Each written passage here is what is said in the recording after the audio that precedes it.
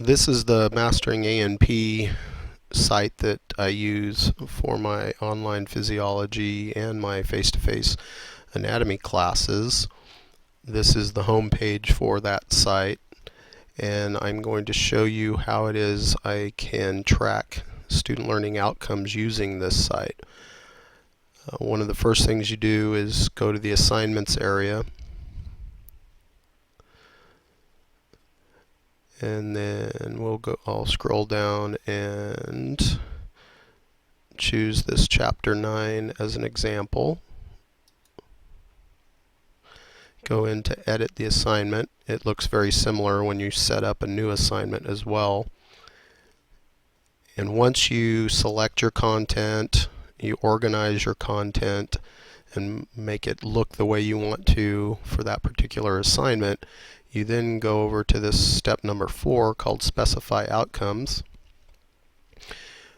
You see a list of all the questions on the left-hand side that you chose for that particular assignment, and you can show some brief descriptions of the questions if that helps.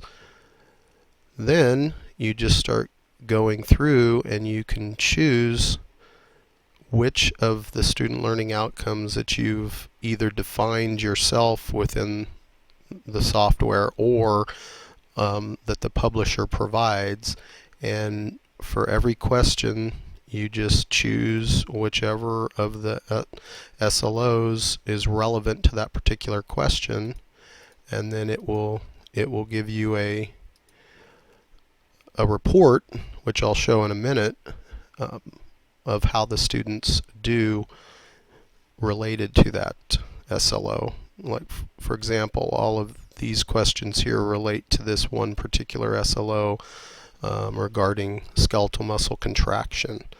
So once you get that all set up for each assignment that you do in here, you then can look at a report.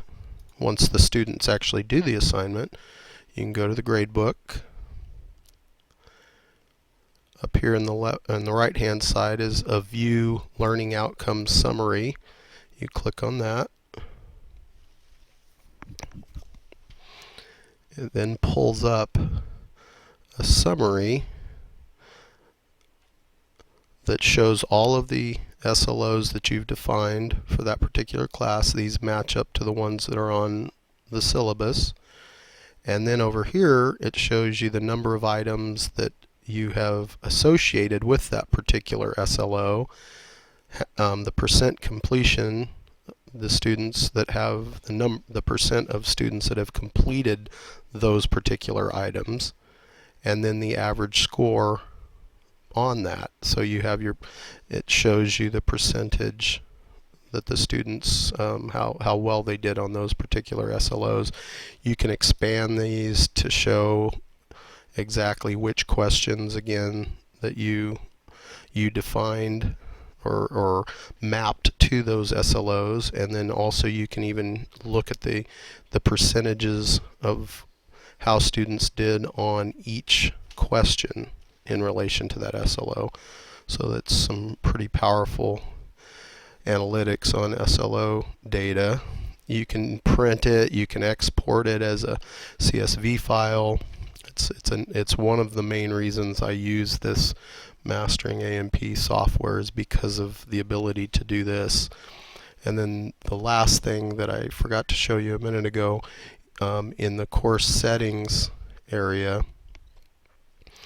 when you go in there and scroll down, you go to the learning outcomes area, and this is where you can actually go in.